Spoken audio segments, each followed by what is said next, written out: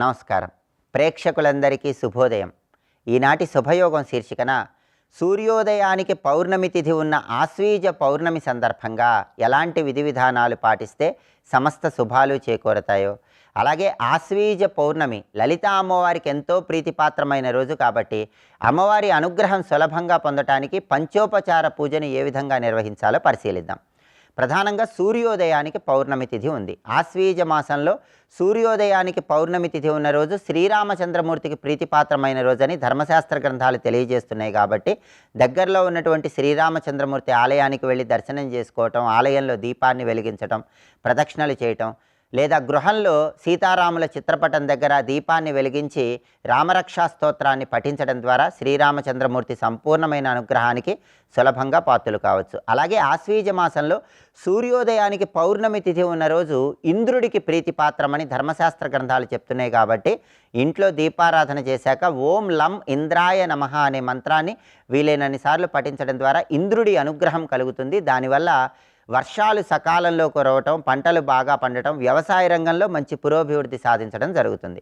అలాగే ఆశ్వీజ పౌర్ణమి లలితా అమ్మవారికి ప్రీతిపాత్రమైన రోజు. అందుకే లలితా సహస్రనామ స్తోత్ర పారాయణ చేసి అమ్మవారికి పులగన్ నైవేద్యం పెట్టి కుటుంబంలో సభ్యులందరూ ప్రసాదంగా స్వీకరిస్తే అమ్మవారి అనుగ్రహం కలుగుతుంది. అలాగే అమ్మవారికి పంచోపచార పూజ అంటే ఎంతో ప్రీతిపాత్రం. అందుకే లలితా సహస్రనామాల్లో కూడా పంచమి పంచభూతేషి పంచసంఖ్యోపచారిణి అంటూ లలితా అమ్మవారిని మనం ప్రార్థిస్తాం.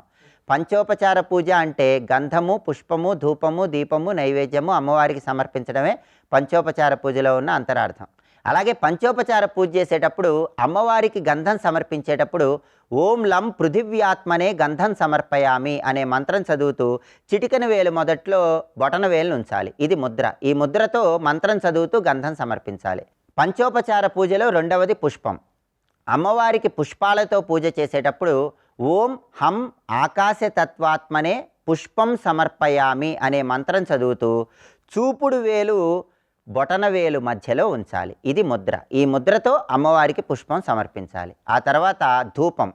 అమ్మవారికి ధూపం సమర్పించేటప్పుడు ఓం యం వాయుతత్వాత్మనే ధూపమాఘ్రాపయామి అనే మంత్రం చదువుతూ బొటన వేలు చూపుడు వేలు మధ్యలో ఉంచాలి. ఇది ముద్ర.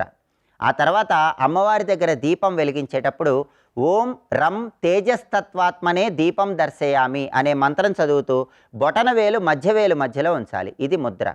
ఆ తర్వాత అమ్మవారికి నైవేద్యం సమర్పించేటప్పుడు ఓం వం అమృతతత్వాత్మనే అమృత నైవేద్యం సమర్పయామి అనే మంత్రం చదువుతూ బొటన వేలు ఉంగరం వేలు మధ్యలో ఉంచాలి. ఇది ముద్ర. ఇలా ముద్రలతో పంచోపచారాలు సమర్పించి చివరగా ఓం సం సర్వాత్మనే సర్వోపచార పూజాం పరికల్పయామి అనే మంత్రంతో మంత్రపఠనం పూర్తి చేయాలి. ఇలా అమ్మవారికి పంచోపచార పూజ చేసినట్లయితే అమ్మవారి సంపూర్ణమైన అనుగ్రహం వల్ల సమస్త శుభాలను సిద్ధింపజేసుకోవచ్చు. రేపటి శుభయోగం శీర్షికన ఆశ్వీజ మాసంలో అమ్మవారి సంపూర్ణమైన అనుగ్రహం కలగటానికి ఎలాంటి శ్లోకాలను పఠించుకోవాలో, ఏ శ్లోకాలు పఠిస్తే ఎటువంటి శుభ ఫలితాలు కలుగుతాయో పరిశీలిద్దాం. నమస్కారం.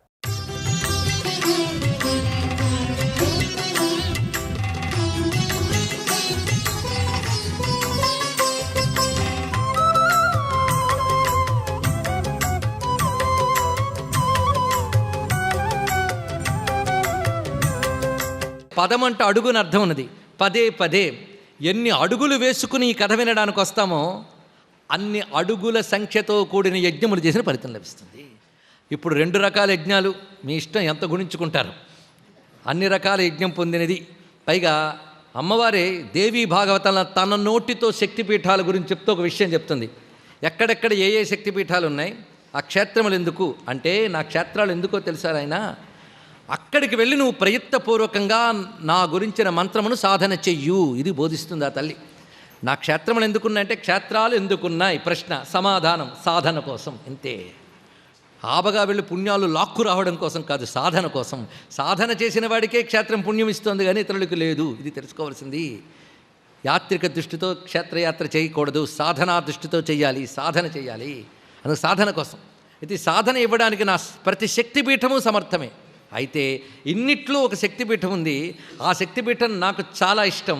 అక్కడికి వెళ్ళి సాధన చేస్తే వాళ్ళకి కోట్ల రెట్ల ఫలితం నేను ఇస్తాను. నాకు సంబంధించిన ఏ విద్య అయినా అనగా ఏ మంత్రమైనా ఉపాసన చేయడానికి ఆ క్షేత్రం యోగ్యము అని అమ్మవారి స్వయంగా తన నోటితో దేవి భాగవతం చెప్తుంది. ఆ క్షేత్రం ఏదయ్యా అంటే కాశీక్షేత్రం అని వివరించింది ఆ తల్లి. కేవలం అష్టాదశ శక్తి పీఠం మాత్రమే కాకుండా అష్టాదశ శక్తి పీఠాలు కాశీలో ఉన్నాయి. చిత్రం ఏంటంటే అది ఒకటి విశేషం. ప్రతి భూమి యందున్న ప్రతి క్షేత్రము యొక్క బీజదశ బీజస్థితి కాశీక్షేత్రంలో ఉంది. ఇది తెలుసుకోవాల్సింది. కాశీక్షేత్రం సర్వక్షేత్రమయం. ఏ దేవత ఉపాసనైనా పండించడానికి కాశీయే దిక్కు. ఇది తెలుసుకోవాలి. అంత భవ్యమైనది. ఇది ఎలాంటిది అంటే కాశీ పొలం నాటే ముందు నారుమడి వేస్తారు. అంత వేసి అది తీసుకొచ్చి పొలంలో వ్యాపింపజేస్తారు. అలాగే ప్రపంచం అనే పొలంలో క్షేత్రాలనే పంట పండడానికి కాశీ నారుమడి వంటిది తెలుసుకోవాలి. చిత్రం ఏంటంటే నారుమడిలోంచి పొలంలోకి పంపించేసాక నారుమడి ఖాళీ అయిపోతుంది, కానీ కాశీ అనే నారుమడి ఎప్పుడూ ఖాళీ కాదు. ఆ మూల శక్తులతో ఎప్పుడు ఉంటుంది. దీని యొక్క ప్రత్యేకత. ఈ భవ్యమైన దేవి భాగవతంలో జనమేజయుడు వ్యాసుని ప్రశ్నిస్తూ ఒక మాట అంటాడు. విశ్వమంతా కనబడుతోంది, దీనికి కారణమేమిటా అనే ప్రశ్న అనేక మంది వేసి అనేక విధాలుగా భావన చేస్తూ వచ్చారు. అయితే ఈ ప్రశ్న సమాధానాలు ఎవరికి తోచినట్టు వాళ్ళు చెప్తున్నారు. విశ్వమంతా తనంత తానే తిరుగుతూ ఉంటుందని, దీనికి ప్రకృతే కారణమని కొందరు అంటారు. కార్యకారణ సంబంధంతో అంటే కాజ్ అండ్ ఎఫెక్ట్ దీనితో వెళ్ళిపోతుందని కొందరు అంటారు. ఒక్కొక్కరు ఎవరికి తోచింది వాళ్ళు చెప్తున్నారు. ప్రకృతి కారణమైన కొందరు, కర్మ కారణమైన కొందరు, అణువుల పరిణామం కారణమైన కొందరు, ఇలా ప్రతివారు చెప్తూ ఉంటారు. వీటినే మనం సాంఖ్యవాదమని, కర్మవాదమని, అనగా మీమాంసావాదమని రకరకాలు ఉన్నాయి. అయితే ఈ సృష్టి అంతటికి ఎవరు కారణము? ఇది ప్రశ్న. కార్యమైన జగత్తు కనబడుతోంది, కానీ కారణమైనదేదో తెలియబడట్లేదు. దానికి ఎవరు ఊహతో వాళ్ళు వెళ్ళి దానికో సిద్ధాంతం చేస్తున్నారు. అందుకు వ్యాసదేవ, నీ వంటి అనుభవజ్ఞుడు, తపస్సమాధి కలిగినటువంటి వాడు, నువ్వు చెప్పాలి నాకు అని అడిగితే, ఇదే ప్రశ్న నేను ఒకప్పుడు నారదుడిని వేశాను అన్నాడు వ్యాసదేవుడు. మాట చూడండి ఎంత చక్కగా ఉన్నదో. అంటే ఏ ఒక్కడు అవతలవాడు పొగిడాడు కదా అని సరే చెప్తున్నాను విని అనలేదండి. అది గొప్ప విషయం. ప్రతివాడు చెప్తున్నది ఏంటంటే నేను ఫలానా వాడిని అడిగాను అంటే విద్య పరంపరగా రావడం. అది నారదుడు అంటే ఎవరు? దేవర్షి. అందుకే నారదుడిని నేను అడిగితే నారదుడు నాకు చెప్పాడు ఏమనంటే, ఇదే ప్రశ్న నేను మా నాన్నగారిని అడిగానని. పరంపర ఎంత చక్కగా వెళుతుందో. ఎందుకంటే మనకు తెలిసి సృష్టికర్త ఎవడు? బ్రహ్మదేవుడు, చతుర్ముఖ బ్రహ్మ. ఆయన్ని అడిగాను. అడిగితే ఈ సందేహం నాకు కలిగింది అయ్యా ఒకసారి అన్నాడు బ్రహ్మగారు. ఈ సృష్టికర్త అయిన బ్రహ్మగారికి ఆ సందేహం కలిగిందిట. ఎప్పుడు కలిగిందో ఏమిటో అద్భుతం చెప్తున్నాడు. ఈ స్థితి వర్ణించగలిగేది బ్రహ్మదేవుడు ఒక్కడేనండి, మిగిలిన ఎవ్వరూ వర్ణించలేరు. ఎందుకంటే తర్వాత వచ్చిన వాళ్ళందరూ కూడా ఆ స్థితి దాటిపోయేకి వచ్చిన వాళ్ళు. బ్రహ్మదేవుడికి ఒక్కడిగా ఆ స్థితి తెలుసు. ఏమిటా స్థితి అంటే, ఈ విశ్వము సృష్టికి ప్రారంభ దశ. ఇది విశ్వమంతా సృష్టింపబడడానికి ప్రారంభ దశ. ఈ ప్రారంభ దశ ఎలా ఉన్నది అంటే, ఆ విషయాన్ని వర్ణించడానికి కూడా వల్ల కావట్లేదు. అప్పుడు నేను ఉన్నా. ఏకార్ణవే పురాజాతే నష్టే స్థావర జంగమే భూతమాత్రే సముత్పన్నే సంజ్ఞే కమలాదహం. ఏకార్ణవమైన స్థితిలో, ఏకార్ణవం అంటే ఒక జలం మాత్రమే తప్ప మరి ఏదీ లేదు. ఈ సమస్త జగమంతప్పుడు ఏమైంది అంటే నష్టే స్థావర జంగమే. చూస్తున్న స్థావర జంగమాత్మైన ప్రపంచమంతా లయించిపోయిన ఏకార్ణవ దశ. అంటే ఇదివరకు సృష్టి లయించిపోయింది, తర్వాత సృష్టి ప్రారంభం కాబోతోంది. అంటే ఇదివరకు ఎన్నో సృష్టిలు అయిపోయాయి. ఈయన ఒక సృష్టి యొక్క ప్రారంభ దశని చెప్తున్నాడు ఇక్కడ. ఆ ప్రారంభ దశలో ఏకార్ణవం అంటే అర్థం ఏంటి? ఇదివరకున్న జగమంతా లయించిపోయిన స్థితిని ఏకార్ణవం అంటారు. అటువంటి జలభూతమైనటువంటి స్థితిలో మొట్టమొదటిగా నేను ఒక కమలంలోంచి ఉద్భవించాను. అప్పుడు నాకు తెలిసింది ఒక్కటే, చుట్టూ ఏకార్ణవము, ఒక కమలంలోంచి నేను వచ్చాను. ఇంతకు తప్ప నాకు ఒకటి తెలియదు. అప్పుడు నా పశ్యం తరణిం సోమం నవృక్షాన్నచ పర్వత. అప్పుడు నాకు సూర్యుడు కానీ, చంద్రుడు కానీ, చెట్లు కానీ, గుట్టలు కానీ ఏవీ కనబడలేదు. కేవలం నేను ఆ పద్మంపై ఉన్నాను. అప్పుడు అనుకున్నాను, కర్ణికలో ఉన్నటువంటి నేను కస్మాదహం సముద్భూత, నేను దేనిలోంచి పుట్టాను అని అనిపించింది. ఆ ప్రశ్న నాకు లభించినప్పుడు ఆశ్చర్యకరంగా నాకు అక్కడ తప అనేటువంటి మాట వినబడింది. తప. తతో మయా తపస్తప్తం పద్మే వర్షసహస్రకం. అక్కడ 1000 సంవత్సరములు అంటే అనంతకాలము నేను అప్పుడు తపస్సు చేశాను. తప అనే మాటకి తపస్సు చెయ్యని సందేశంగా తీసుకున్నాడు ఆయన. సాధారణంగా నీళ్లు తపతపలాడతాయి, మనం ఏదో సౌండ్ అనుకుంటాం, ఆయన సజెషన్ అనుకున్నాడు, అది తేడా. శబ్దాన్ని సందేశంగా భావించాడు ఆయన. సందేశంగా భావించి తపస్సు చేశాడు. ఏకాగ్రమైన చిత్తాన్ని నిలిపి ఆలోచించడమే తపస్సు. ఆ విధంగా ఆయన తపస్సు చేస్తే అప్పుడు సృష్టి చెయ్యని మాట వినబడిందిటండి. సృజేతి పునరుద్భూతావాణి, సృష్టి చెయ్యని మాట వినబడింది. అది ఎక్కడి నుంచి వినబడిందా అని చూస్తున్నాను. సృష్టి చేయని మాట అయితే వినబడింది, కానీ ఎలా సృష్టి చేయాలో జ్ఞానము, ఏమిటి సృష్టి చేయాలి, ఎలా సృష్టి చేయాలి, పద్ధతి ఏమిటి, ఇవేమీ తెలియదు. సృష్టి చేయని మాట వినబడింది. ఇదేనండి మొదటి ప్రేరణ బ్రహ్మగారికి లభించింది. ఆ ప్రేరణ లభించిన తర్వాత విమోఢోహం తథా కన్య, అది విన్నాక ఏం చేయాలో తెలియక అటు ఇటు చూస్తుంటే నాకు ఇద్దరు కనబడ్డారన్నాడు. వాళ్ళిద్దరు ఎవరయ్యా అంటే ఇద్దరు రాక్షసులట. సరిగ్గా మీకు సప్తశతిలో ప్రథమ చరిత్రే ఇక్కడ ప్రథమంగా చెప్పబడుతున్నది. అయితే అక్కడ విస్తారం కనుక ఇక్కడ క్లుప్తం. ప్రథమ చరిత్రలో విస్తారం, సప్తశతిలో ఇక్కడ క్లుప్తం. వాళ్ళిద్దరూ కనబడ్డారు. వాళ్ళిద్దరు ఎవరు? మధుకైటవులు. ముందు వాళ్ళు కనబడ్డారండి, తర్వాత వాళ్ళకి మూలమైన వాడు కనబడతాడు. వాళ్ళిద్దరు ఎక్కడి నుంచి వచ్చారు? విష్ణు కర్ణమలోద్భవవు అని వర్ణించింది మనకి. ఆ విధంగా వచ్చినటువంటి వారు. వాళ్ళని చూడగానే నాకు భయం కలిగింది. నల్లగా ఉన్నారు వాళ్ళు నా మీదకి దాడికి వచ్చేటప్పుడు తట్టుకోలేక నేను ఆ కమలము యొక్క నడిమి భాగంలోంచి క్రిందికి వెళ్ళడం ప్రారంభించాను అన్నాడు. అంటే ఆ కర్ణికలోకి దూరిపోయేట, కనబడకుండా తప్పించుకోవడానికి. ఆ కర్ణికలోకి దూరి దాని మూలం ఎక్కడుందో వెళ్ళేటప్పటికల్లా అక్కడ కనబడ్డాడయ్యా. నేనున్న పద్మానికి కూడా మూలం ఎవడో వాడు కనబడ్డాడు. ఆ పద్మం నాళం చివరికి వచ్చాక ఈ నాళం చివర ఒక నాభి నుంచి వచ్చింది తెలుసుకుని, ఆ నాభి కలవాడు పద్మనాభుడని తెలుసుకున్నాను అప్పుడు నేను ఇక్కడ. ఆ తెలుసుకుని ఆయన ఎలా ఉన్నాడు? మేఘశ్యామ శరీరస్తు పీతవాసా చతుర్భుజ శేషశాయి జగన్నాథో వనమాలా విభూషిత. నీలమేఘశ్యామ శరీరంతో చతుర్భుజాలతో శంఖచక్ర గదాపద్మములు ధరించి ఆయన కనిపించాడు. వెంటనే ఆయన్ని చూసి నమస్కరించాను. అయ్యా చూడ రాక్షసులు వచ్చారని. ఆయన ఉలుకు లేదు పలుకు లేదయ్యా, నిద్రపోతున్నాడు. అప్పుడు నాకు ఒక ఆలోచన తోచింది. ఇదేనండి, ఏ తల్లి అయితే సృష్టి చేయని ప్రేరేపించిందో ఆ తల్లే ప్రేరేపించింది. ఏమిటని? ఆయన ఎప్పుడైతే ఉలుకు పలుకు లేకుండా నిద్రపోతున్నాడో ఆ నిద్రనే స్తుతించాను నేను అన్నాడు. గొప్ప మాట. సర్వం శ్రీ జగన్మాతృ చరణారవిందార్పణమస్తు. స్వస్తి.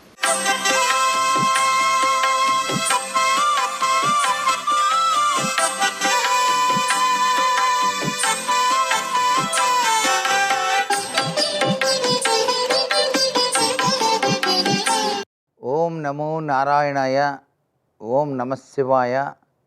శ్రీమాత్రే నమః. ఈరోజు మంగళవారం కాబట్టి రామదూత అయినటువంటి ఆంజనేయ స్వామి వారిని వివిధ రీతులలో మనం అర్చించుకోవచ్చు. మనకి అంతఃశత్రువులు ఎక్కువైపోయినారు అని చెప్పేసి భావించినప్పుడు ఆంజనేయ స్వామి ఆలయానికి వెళ్ళి లాంగూల పూజ అని చెప్పేసి ఆచరించేటువంటి సంప్రదాయం ఉంది. అంటే స్వామివారి యొక్క తోక చివరి భాగం నుంచి మొట్టమొదటి వరకు కూడాను సింధూర బొట్లతోనూ కుంకుమ బొట్టుతోనూ స్వామివారి యొక్క లాంగూల తత్వాన్ని అర్చించడం, అంటే అలంకరణ చేసి పూజించడం అన్నమాట. స్వామి, నీకు లాంగూల పూజ చేస్తున్నాను, నన్ను అనుగ్రహించవలసింది అన్నప్పుడు అంతఃశత్రు ప్రభావాన్ని రాకుండా ఆయన తన తోకతో శత్రువుల్ని కట్టి అవతల విసిరివేస్తాడు అని చెప్పేసి మనకు శాస్త్రంలో చెప్పిన నిగూఢ రహస్యం అన్నమాట. అందుచేత లాంగూల పూజ అనేటువంటిది చాలా విశేషంగా పనిచేస్తుంది. సింధూరం బొట్లు పెట్టి తోకకు ధూపం వేసి తోక దగ్గర అగరబత్తీలు వెలిగించి స్వామివారికి అరటిపండు నైవేద్యంగా సమర్పించాలన్నమాట. ఇలా చేయటం వల్ల శత్రువుల యొక్క ప్రభావాల నుంచి బయటపడటానికి ఆస్కారం అత్యధికంగా ఉంటుంది అని చెప్పేసి మనకు శాస్త్రంలో చెప్పిన విధి విధానం. ఇక్కడ ఆంజనేయ స్వామి యొక్క పూజాది విధి విధానాల రీత్యా, అంతేకాకుండా హనుమత్ బడబానల స్తోత్రపట్నం అని చెప్పేసి మరొకటి ఉంది. అది ఎవరైతే నిత్యం పఠిస్తారో చాలా గొప్పగా పనిచేస్తుందండి.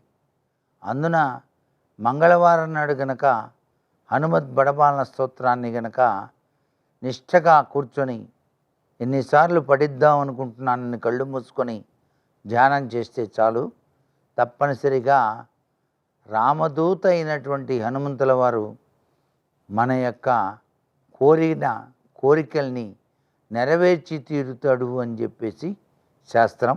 సర్వే జనా సుఖినో భవంతు.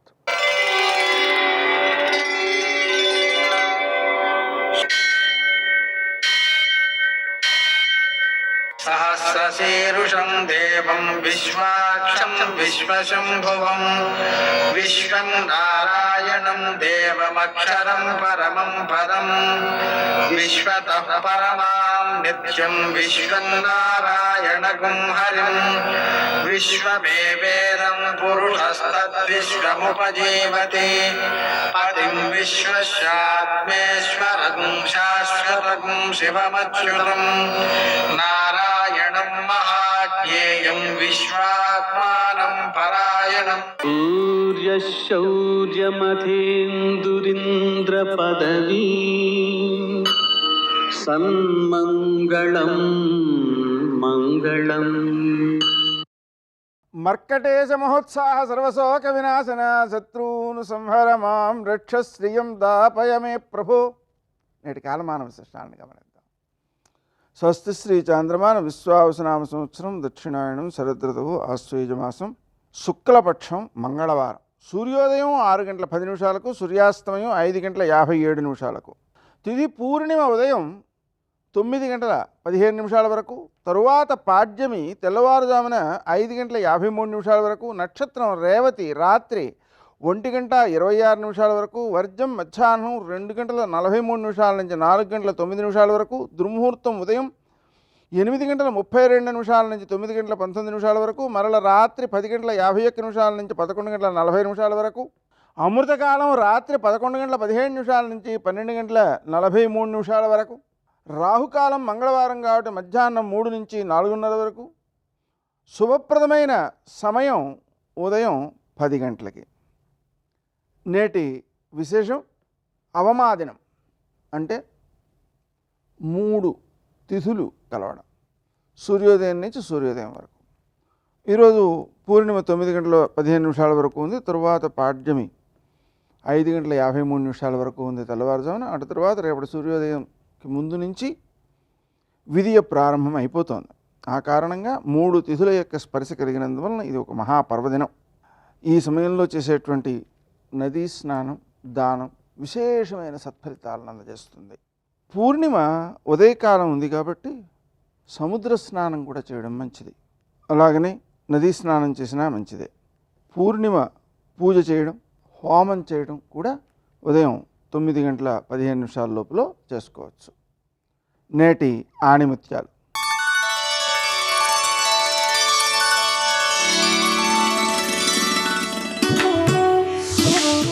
నీకు ఉండే జ్ఞానం నీకు శక్తిని ఇస్తుంది. నీ యొక్క ప్రవర్తన నీకు గౌరవాన్ని ఇస్తుంది.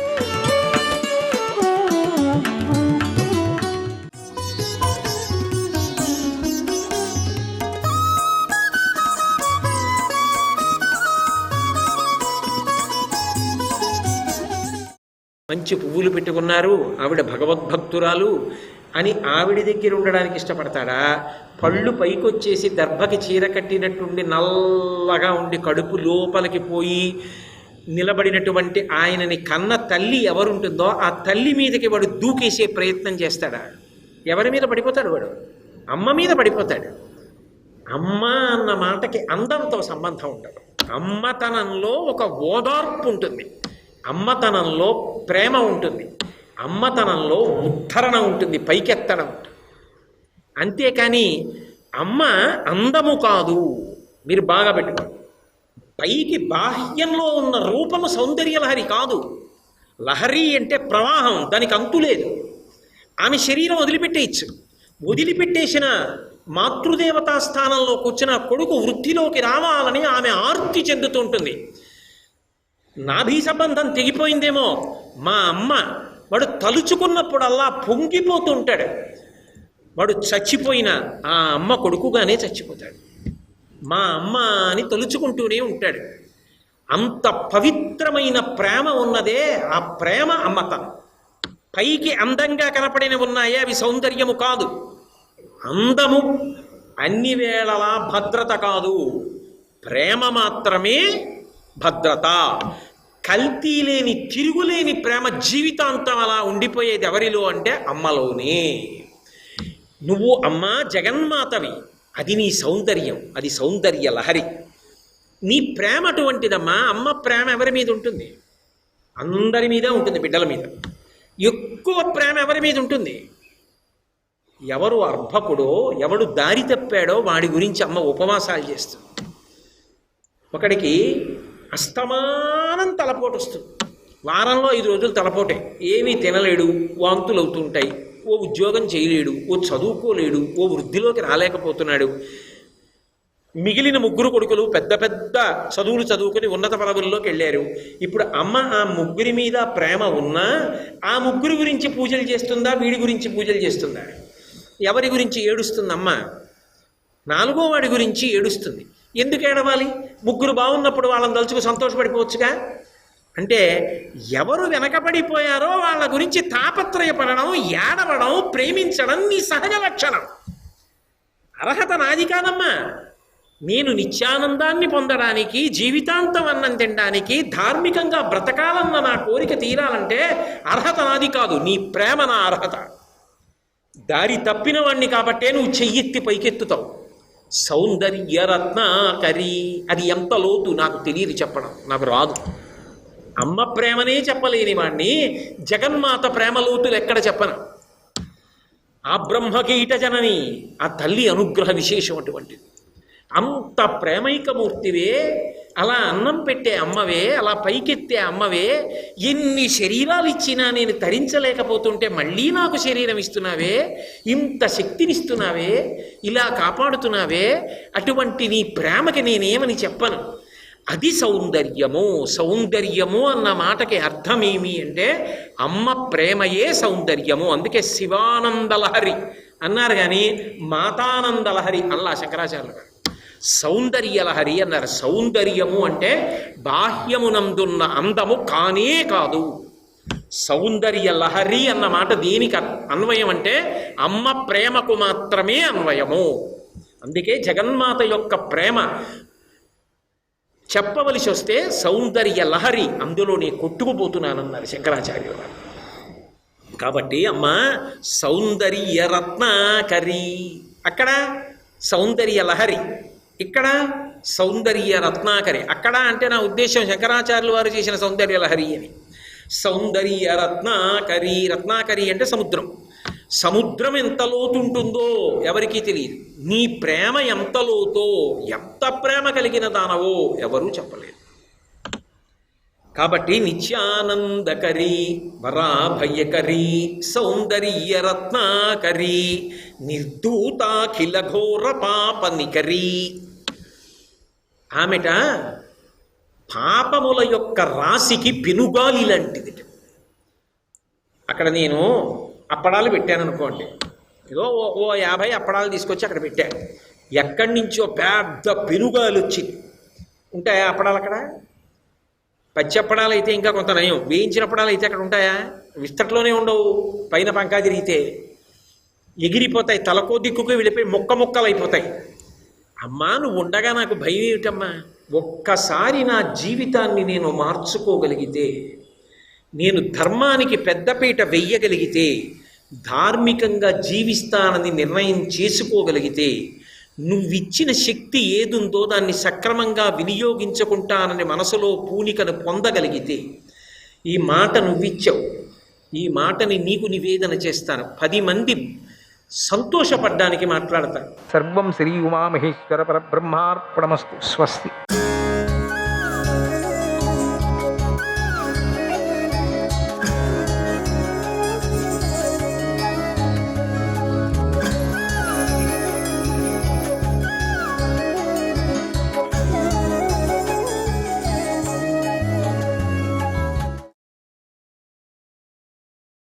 ఆరాధ్య దైవమైనటువంటి బ్రహ్మదేవుడి కంటే పైవాడు, ఆ బ్రహ్మదేవుడికి తండ్రి. అలాంటి ఉత్తమోత్తముడు జగన్నాథుడు యాచకుడై వచ్చి యాచిస్తుంటే నన్ను కాదనమంటారా? పైగా యజ్ఞదీక్షలో ఉన్న యజమానుడు ఏ యాచకుడిని తిరస్కరించరాదనే ధర్మం మీకు తెలీదా? ఇదిగాక ఇస్తానని నోటితో అన్నాక మళ్ళీ మాటను వెనక్కు తీసుకునేవాడు తన వంశంలో సహా నరకంలోకి పోతాడని శాస్త్రం చెబుతోంది కదా. అలా వాగ్దాన భంగం చేసిన వాడికి ఎదుట యాచకుడిగా ఉన్నవాడి దారిద్ర్యం అంతా చుట్టుకుపోతుంది. అటువంటి దారిద్ర్యాన్ని, పాపాన్ని నేను కోరుకోవడం లేదు. అదిగాక ఈ బ్రాహ్మణ్ణి చూస్తుంటే నా మనస్సు ప్రశాంతమైపోతుంది, ఆనందంతో నిండిపోతుంది. కనుక ఎవరు ఎన్ని చెప్పినా నేను ఈ దానం ఆపను.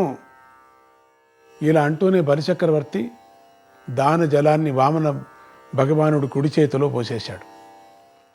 దానజలం వామనమూర్తి చేతిలో పడటంతోనే వామనమూర్తి కాస్త విరాటమూర్తిగా పెరిగిపోవడం మొదలుపెట్టాడు. భూమి ఆయన పాదాలుగా మారిపోయింది. స్వర్గలోకం ఆయన శిరస్సు అయిపోయింది. సూర్యచంద్రులు ఆయన కళ్ళైపోయారు. గుహ్యకులు చేతి వేళ్ళయినాయి. విశ్వేదేవతలు ఆయన మోకాళ్ళయ్యారు. సాధ్యులు పిక్కలయ్యారు. యక్షులు, లేకులు అనే దేవజాతి వారు, అప్సరసులు గోళ్ళయ్యారు. దిక్కులు చెవులయ్యారు. అశ్వినీ దేవతలు అక్కడే ఉన్నారు, దిక్కులు చేతులయ్యాయి. రుద్రుడు తొడలయ్యారు. గంధర్వులు ఉదరం అయ్యారు. ఇంద్రుడు తేజస్సు అయ్యాడు. అగ్నిహోత్రుడు నూరు అయ్యాడు. బ్రహ్మదేవుడు హృదయం అయ్యాడు. ఇలాగే నక్షత్రాలు, వేదాలు, లోకాలు, యజ్ఞాలు, ఇష్టులు, మహర్షులు మొదలైన వారంతా విరాట్ పురుషుడి శరీరంలో వివిధ అవయవాలుగా మారిపోయారు. ఇలా వామనమూర్తి సర్వదేవతామూర్తిగా మారిపోయేసరికి అక్కడ ఉండే రాక్షస వీరులంతా కోపంతో మండిపడి తమ తమ ఆయుధాలు తీసుకొని అగ్నిజ్వాల మీదికి దూకే మిడతల్లాగా విరాటమూర్తి మీదికి యుద్ధానికి దూకారు. చిన్న పురుగుల్లాగా ఉన్న మిడతలు, దోమలు. అలా దూకిన రాక్షసుల్లో 100 మందికి పైగా పేర్లను, వారి ఆయుధాలను పురాణంలో వివరంగా ఇక్కడ చెప్పారు. అంటే వారి వికృత ఆకార విశేషాలను కూడా ఇక్కడ వర్ణించి కూడా చెప్పారు. విచిత్రం ఏమిటంటే అలా యుద్ధానికి మీద పడ్డ వారిలో ప్రహ్లాదుడు కూడా. అదొక విచిత్రం. విష్ణుమూర్తి తన మీదికి దూకుతున్న ఆ రాక్షస వీరులందరినీ కేవలము తన అరికాళ్లతో మద్దించి పారేస్తూ మరింత పెరిగిపోయాడు. ఆయన అలా పెరుగుతుంటే ఆయన పాదాలు భూమి మొత్తాన్ని కుప్పేశాయి. సూర్యచంద్రుడు మొదట్లో గుండెల దగ్గర ఉండి క్రమంగా మోకాళ్ల దగ్గరికి, పిక్కల దగ్గరికి ఇలా క్రిందికి దిగిపోయారు. ఇలా పరిపూర్ణంగా విజృంభించి దానవులందరినీ అణచినటువంటి శ్రీ మహావిష్ణువు ముల్లోకాలను జయించి ఆ రాజ్యాన్ని దేవేంద్రుడికి ఇచ్చేశాడు. అధోలోకమైనటువంటి పాతాళంలో గల సుతలమనే రాజ్యాన్ని బలిచక్రవర్తికి ఇచ్చేశాడు. తల కింద పెట్టి తొక్కి కింద ఇచ్చేశాడు. ఉత్తమ బుద్ధిశాలి అయినటువంటి బలిచక్రవర్తి ధర్మానికి కట్టుబడి మారు మాట్లాడుకోకుండా సుతలలోక నివాసానికి అంగీకరిస్తూ విష్ణుదేవుడికి నమస్కరించి, దేవా నేను ఏం చెయ్యాలో స్పష్టంగా వివరంగా చెప్పు అని ప్రార్థించాడు. విష్ణుదేవుడు ఇలా అన్నాడు, బలిచక్రవర్తి, నువ్వు మహానుభావుడివి. నీ విషయంలో నేను పూర్తిగా తృప్తిగా ఉన్నాను. నీకు నేను వరాలు ఇస్తాను. అన్నిటికంటే ముందు నీకు ఒక ఆజ్ఞ ఇస్తున్నాను. ఇక మీదట ఇంకెప్పుడు నీ గురువైన శుక్రాచార్యుడి మాట దాటకు. గురువుల మాట దాటకూడదు, జాగ్రత్త. ఇదే నీకు శ్రేయస్కరం. ఎప్పుడు నీ దగ్గరే ఉంటాడు ఇంకా శుక్రాచార్యుడు. నీ చెయ్యి పైనుండి నీళ్లు పోసింది నా చెయ్యి క్రింద ఉండి నేను నీళ్లు తీసుకుంది కనుక ఇక మీద నీకు దేవతల వల్ల ఎట్టి అపకారము జరగదు. ఇది నా మొదటి వరం. ఇక నేను నా చేయి కింద ఉంది, నీ చేయి పైన ఉంది కదా, వేసావు నీళ్లు. ఇక నీకు ఏ విధమైనటువంటి దేవతల వల్ల నీకు ఏది కష్టం కలగదు. నువ్వు ఈ సుతలలోక సామ్రాజ్యంలో నీ అనుచరులు అందరితోనూ కలిసి సుఖంగా జీవించు. నేను దేవేంద్రుని త్రిలోక రాజ్యంలో పట్టాభిషేకం చేశాను గనుక నువ్వు అతడి శాసనాన్ని ధిక్కరించకు. ఇంద్రుడే కాదు, దేవతలందరూ కూడా నీకు పూజనీయులే. వామనమూర్తి బలిచక్రవర్తికి వరాలిచ్చి, ఇంకొక లోకమే పాతాళ లోకానికి అక్కడ అధిపతిగా ఉండు, నీ పరివారం అంతా అక్కడే ఉండు, నీ దేవతలు ఇంకేమీ చేయరు, నీకు వరాన్నిచ్చి పంపిస్తున్నాడు. అలా దేవతలందరూ కూడా నీకు పూజనీయులే ఈ రోజు నుంచి.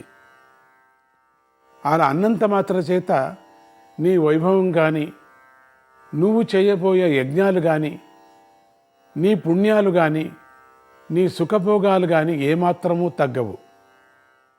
రాక్షసుల మీద ఆధిపత్యం మాత్రం నీకే ఉంటుంది. ఇక దేవతలు అంటావా, వాళ్ళు నాకు అన్నలు, దేవేంద్రుడు నాకు పెద్దన్న, కనుక నువ్వు వాళ్ళని గౌరవించు, వాళ్ళ మాట విను. నేను చేసిన ఈ హద్దులను నువ్వు దాటితే నిన్ను ఈ దేవతలు నాగపాశాలతో బంధించి వధించేస్తారు, జాగ్రత్తగా ఉండు. నేను ఆ శక్తి వాళ్లకు ఇస్తున్నాను అన్నాడు. విష్ణుమూర్తి మాటలు జాగ్రత్తగా విన్న బలిచక్రవర్తి ఇలా అడిగాడు, శంఖచక్ర గదాధర, ఈ పాతాళ లోకంలో నేను జీవించటానికి నా వంతుకి వచ్చే భాగమేమిటి? నేను ఈ సుతల లోకంలో భుజించవలసిన అన్నం ఏది? నాకు అక్షయమైన తృప్తి కలిగే విధానమేది? దయతో చెప్పు అని అడిగాడు. శ్రీ భగవానుడు ఇలా చెప్పాడు, శ్రోత్రియ బ్రాహ్మణుడు లేకుండా ఎవరైనా శ్రాద్ధకర్మ చేస్తే ఆ పుణ్యం వారి పితృదేవతలకు చేరదు, నీకే చేరుతుంది. బ్రహ్మచర్య వ్రత పాలన లేకుండా ఎవరైనా వేదాధ్యయనం చేస్తే ఆ వేదాధ్యయన పుణ్యం నీకే చేరుతుంది. ఇన్ని నియమాలు పెట్టాడు. అందుకని జాగ్రత్తగా ఉండాలి, లేకపోతే అవన్నీ తీసుకుపోతూ ఉంటారు. దక్షిణలు సరిగా ఇవ్వకోకుండా ఎవరైనా యజ్ఞం చేస్తే ఆ పుణ్యం నీకే చేరుతుంది. యోగ్యులైన ఋత్వికులు లేకుండా ఎవరైనా హోమాలు చేస్తే ఆ పుణ్యం నీకే చేరుతుంది. అలాగే హోమం చేయబోయే పదార్థానికి సరిగా సంస్కారం చేయకుండా హోమం చేస్తే ఆ హవిస్సు నీకే చేరుతుంది. శ్రద్ధ లేకుండా ఎవరైనా దానం కానీ యజ్ఞం కానీ చేస్తే ఆ దాన ఫలం నీకే చేరుతుంది. ఇన్ని వరాలు ఇచ్చాడు. అగ్నిహోష్టాన తత్పరులై ఉండి కూడా ఎవరైనా వ్యాపారాలు చేస్తే వారి అగ్నిహోత్ర పుణ్యం నీకే లభిస్తుంది. అంటే బ్రాహ్మణులైనటువంటి వాళ్ళు యజ్ఞ యాగాదులు చేసేటువంటి మహాత్ములు వ్యాపారాలు చేయకూడదు అని ఇక్కడ చెప్పారు. ఒకవేళ వాళ్ళు ఇది చేస్తూ వ్యాపారాలు ఏమైనా చేసినట్టయితే ఆ పుణ్యమంతా ఆ భాగ్యమంతా నీకే చేరుతుంది, వాళ్ళకి చేరదు. ఓ బలిచక్రవర్తి, నా అనుగ్రహం వల్ల ఈ పుణ్య భాగాలన్నీ నీకు లభించి తీరుతాయి అన్నాడు మహావిష్ణువు. ఆ మాటలు విన్న బలిచక్రవర్తి విష్ణుదేవుడికి సంతోషంగా నమస్కరించి, దేవా పరమాత్మ, అలాగే కాని అని పలికి తన పరివారంతో కలిసి పాతాళ లోకానికి వెళ్ళిపోయాడు. అంటే బలిచక్రవర్తికి స్వామి 3 అడుగులు దానంతో ఆ పాతాళానికి తొక్కేశాడు కిందికి. ఆయన అహంకారం అంతా పోయింది అక్కడికి బలిచక్రవర్తికి. బలిచక్రవర్తి అలా వెళ్ళిపోయిన తర్వాత శ్రీ మహావిష్ణువు దేవతలలో అభిప్రాయ భేదాలు కలగకుండా ఉండటం కోసం వాళ్ళను కూర్చోబెట్టి రాజ్య విభాగాలను తనే చేశాడు. అది ఎలాగంటే, తూర్పు దిక్కును ఇంద్రుడికి ఇచ్చాడు, దక్షిణ దిక్కును యముడికి ఇచ్చాడు, పశ్చిమ దిక్కును వరుణుకి ఇచ్చాడు, అదో దిక్కును నాగరాజుకి ఇచ్చాడు, ఊర్ధ్వ దిక్కును సోముడికి ఇచ్చాడు. ఈ విధంగా దేవతలకు పదవీ విభాగాలను చేసిన శ్రీహరి మహర్షులతో కలిసి వైకుంఠానికి వెళ్ళిపోయాడు. ఆ వెళ్ళేటప్పుడు శ్రీహరి భగవానుడు కంబలాశ్వతరుడు మొదలైన 7 తలల నాగదేవతలలో కొంతమందిని పిలిచి ఈ బలిని బంధించండి అని ఆజ్ఞాపించి మరీ వెళ్ళిపోయాడు. తను పూర్వం దేవతల హవిర్భాగాలను తల్లకిందులు చేసిన పాపానికి పరిహారంగానే శ్రీహరి దేవుడు ఈ బంధనాలు వేయించాడని బలిచక్రవర్తి అర్థం చేసుకున్నాడు. కానీ నాగబంధన బాధలతో కుమిలిపోతూ కదలకుండా కూర్చున్నాడు. యజ్ఞంలో ఏదో తప్పు చేశాడు ఒకప్పుడు, అందుకని బంధించండి అని చెప్పారు. ఇంతలో నారద మహర్షి అక్కడికి వచ్చి, దానవ శ్రేష్ఠ, బాధపడకు. నీ బంధనాలు పోవాలంటే నువ్వు మళ్ళీ శ్రీహరినే స్తుతించాలి. దానికోసం నీకు మోక్ష వింశక అనే విష్ణు స్తోత్రాన్ని ఉపదేశిస్తాను. నీ మనస్సులో నుంచి ద్వేషభావాన్ని పూర్తిగా పారద్రోలి భక్తితో ఈ స్తోత్రాన్ని జపించు.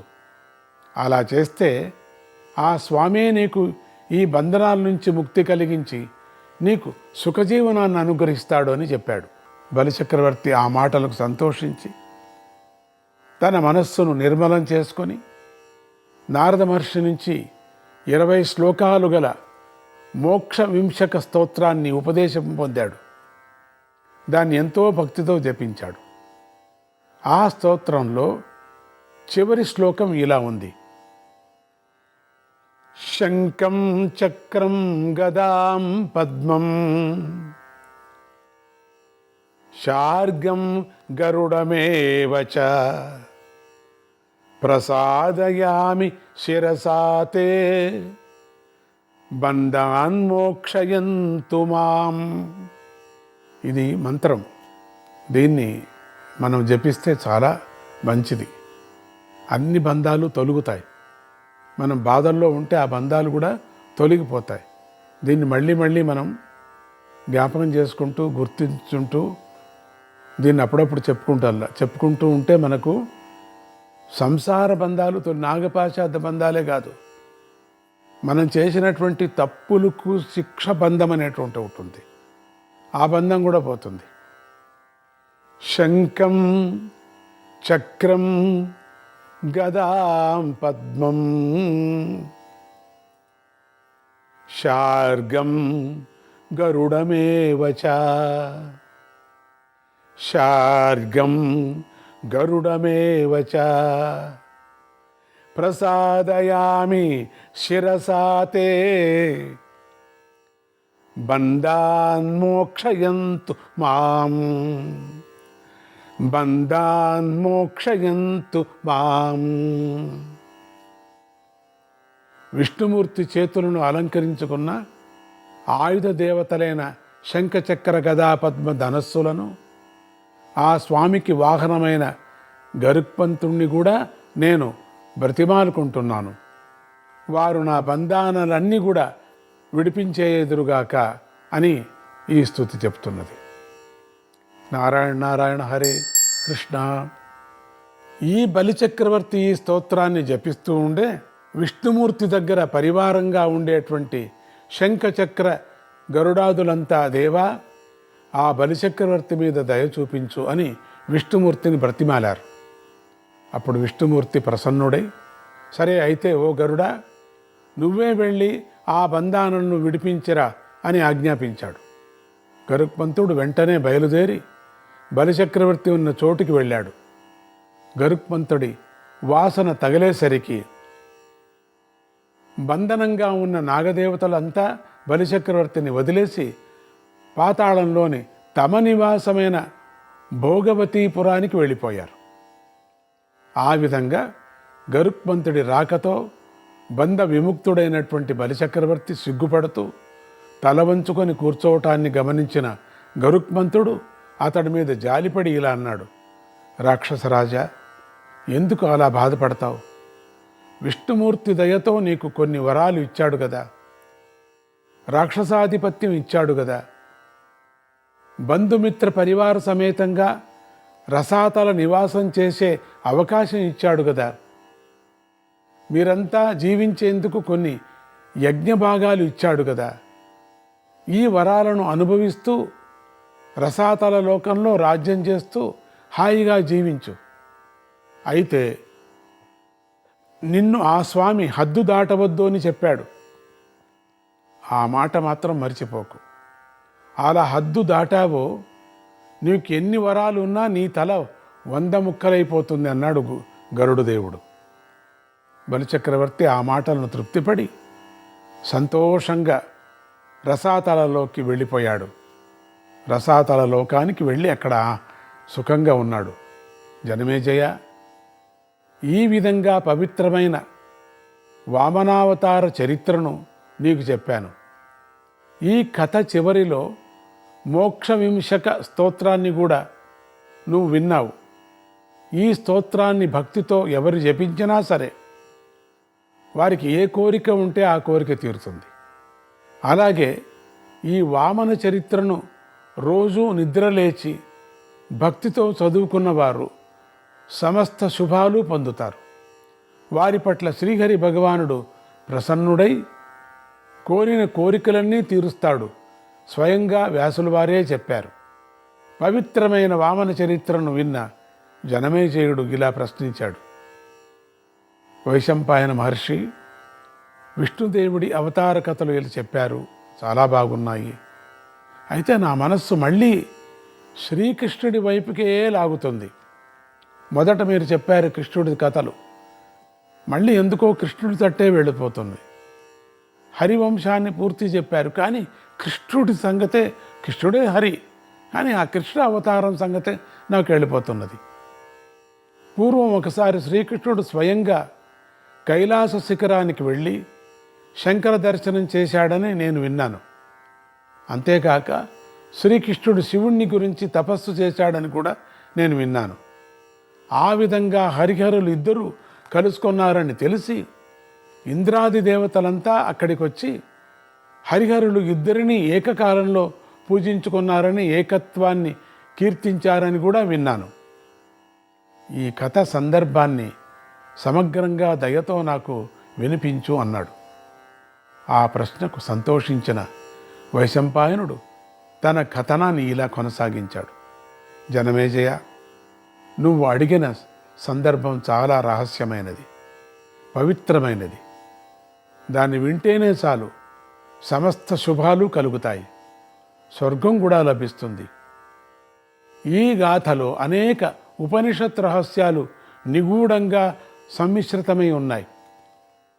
అందుకే ఈ పరమ పవిత్ర గాథను గురు శుశ్రూష చేయని వారికి, తపస్సు చేయని వాళ్ళకి, పుణ్యశీలం లేని వారికి, అడగని వారికి చెప్పకూడదు. నువ్వు యోగ్యుడివి, ఇప్పుడు అడిగావు, అందుకే ఆ వివరాలు నీకు చెబుతాను, జాగ్రత్తగా విను. ఇది పరమరహస్యము. నరకాసురుడు మొదలైన ప్రధాన రాక్షసులను శ్రీకృష్ణుడు సంహరించడం పూర్తి అయిపోయింది కదా. శత్రువులు కొద్దిగా మాత్రమే మిగిలి ఉన్నారు. శ్రీకృష్ణుడు ద్వారకాపురంలోనే ఉంటూ భక్త పరిపాలన కార్యక్రమం నిర్వహిస్తున్నాడు. అలాంటి రోజుల్లో ఒకనాడు రుక్మిణీదేవి శ్రీకృష్ణుడితో కలిసి ఏకాంతంలో ఉన్న సమయంలో ఇలా ప్రార్థించింది. జగన్నాథ, నాకు ఒక విశిష్టుడైన పుత్రుణ్ణి పొందాలని ఉంది. ఆ పుత్రుడు బలంలోనూ, అందంలోనూ, తపస్సులోనూ నీతో సమానంగా ఉండాలి. యాదవులకు నాయకుడుగా ఉండాలి. సమస్త శాస్త్రాల్లోనూ, విశేషించి రాజనీతిలోనూ మహాపండితుడుగా ఉండాలి. దేవదేవ, నీకు సేవ చేసే దాసులకు ఏమి కోరితే అది ఇస్తున్నావు కదా. నారాయణ నారాయణ, హరే కృష్ణ.